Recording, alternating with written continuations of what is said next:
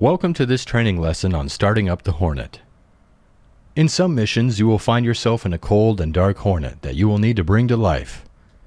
While this can be a rather long process as described in the manual, you can also enable the auto start function. However, for this lesson, we'll review the full startup procedure. Press spacebar when you are ready to get started. The first thing we need to do is enable the two batteries. This will allow operation of the canopy and power the engine igniters. You'll also notice that the integrated fuel and engine indicator, or IFE, in the lower left portion of the instrument panel will have power. Move the battery switch to the up or on position with a right mouse button click. The Hornet has two fire detection circuits, A and B, that test for fire in the engine's auxiliary power unit and bleed air system.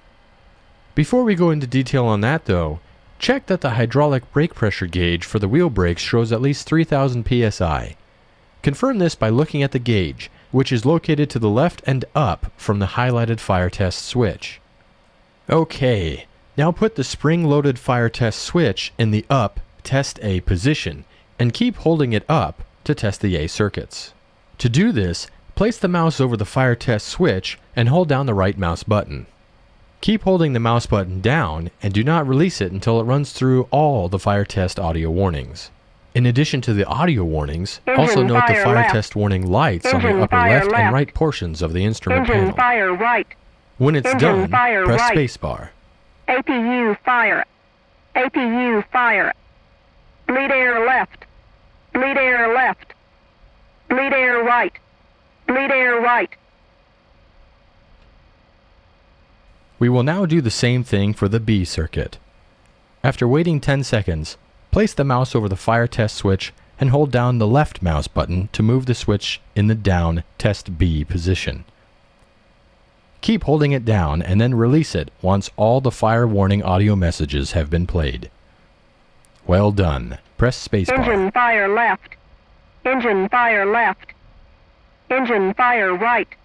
Engine fire right. APU fire. APU fire. Bleed air left. Bleed air left. Bleed air right. Bleed air right. Good job. Note that in the top left portion of the IFE, you can see the RPM and temp of both the left and right engines. These will be important for when we start the engines.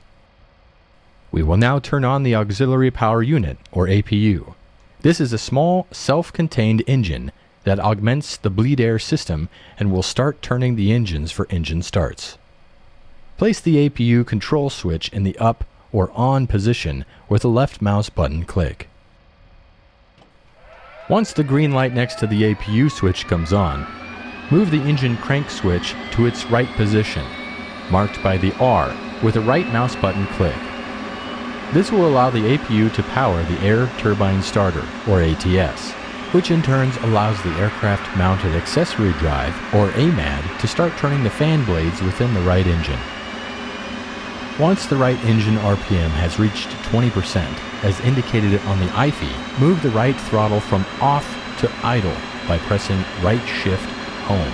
This in turn will introduce fuel into the engine combustion chamber and start the igniters. Once the right engine RPM has reached 60%, the right engine start cycle is complete and the right generator is automatically engaged. Once at 60%, press spacebar. When we conducted the tests of the A and B fire test circuits, we also closed the bleed air shutoff valves. We need to reopen these by rotating the bleed air knob clockwise 360 degrees, from norm to norm. Do this by right mouse button clicking on the outer portion of the knob.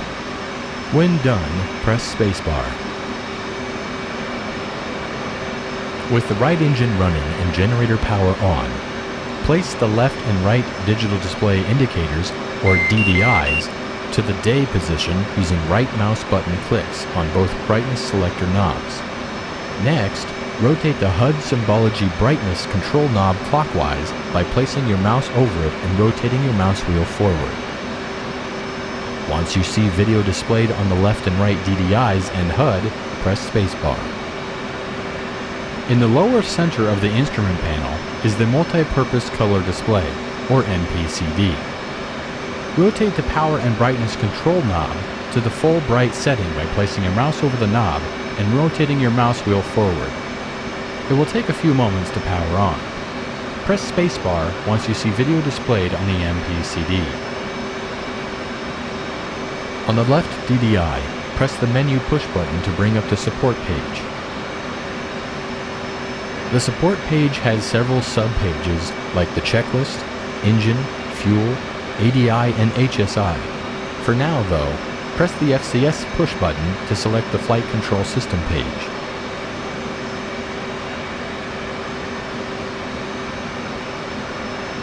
The FCS page shows the status of the control surfaces and any detected FCS errors. The X's indicate detected errors, but we will address those once the left engine is started. You should not see any 2, R, or FADEC caution messages along the bottom of the left DDI. Note that by default, you will not have the built-in test or bit page on the right DDI. We'll come back to this.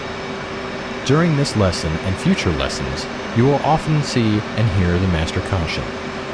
This is the large yellow labeled button on the instrument panel that will light when any caution condition is triggered. There will also be an accompanying deedle sound to draw your attention.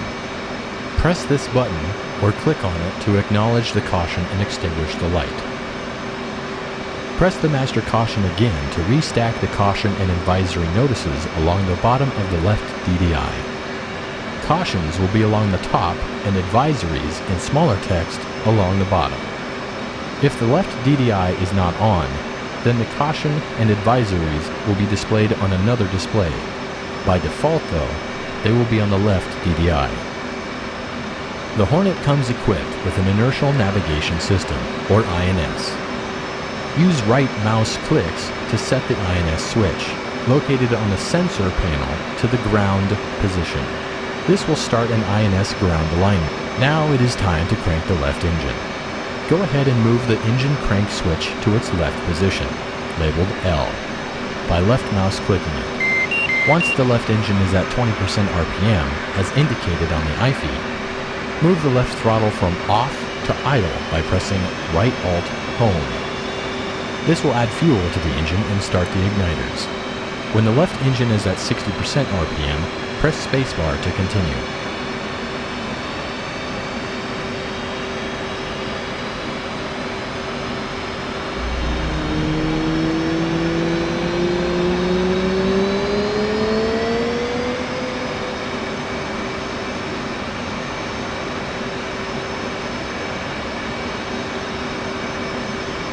On the FCS page, we have quite a few X's indicating abnormal FCS readings. To clear these, press and hold the FCS reset button.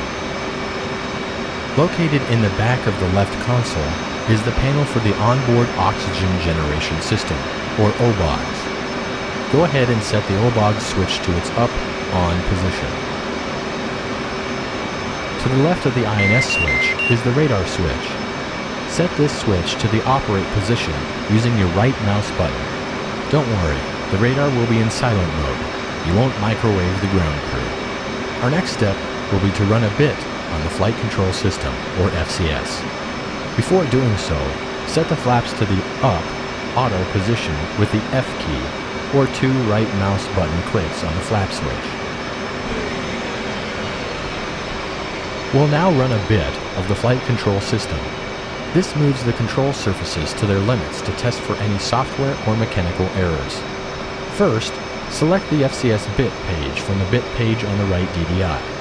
To run the FCS bit, we'll need to activate 2 controls at the same time.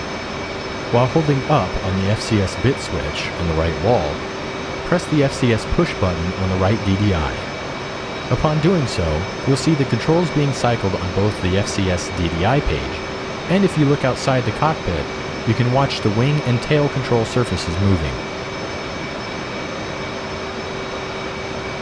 Once the FCS bit is complete, marked by the beep tone, place the flap switch in the center or half position with a left mouse button click on the switch.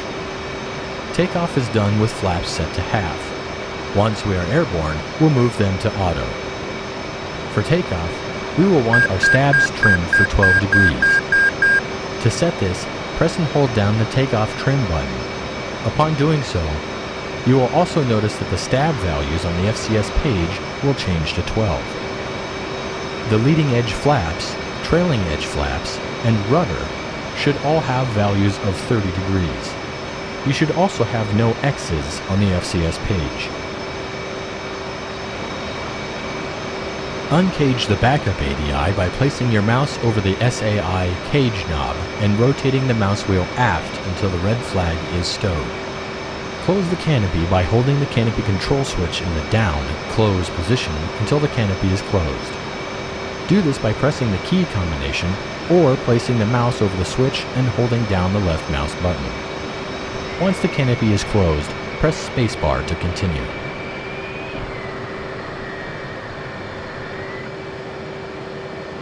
At this point, the INS has been aligned as indicated on the MPCD HSI page. Move the INS switch from ground to nav with one right mouse button click on the switch. Prior to taxi, press the menu push button on the left DDI to go to the TAC or tactical page. On the TAC page, you have access to sub-pages like the store's management system, attack radar, HUD, and electronic warfare pages.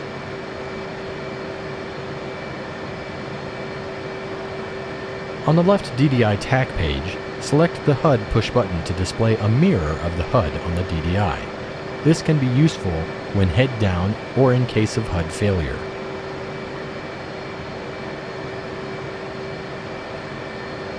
Let's now set up the right DDI. Press the menu push button on the right DDI to bring up the tactical page.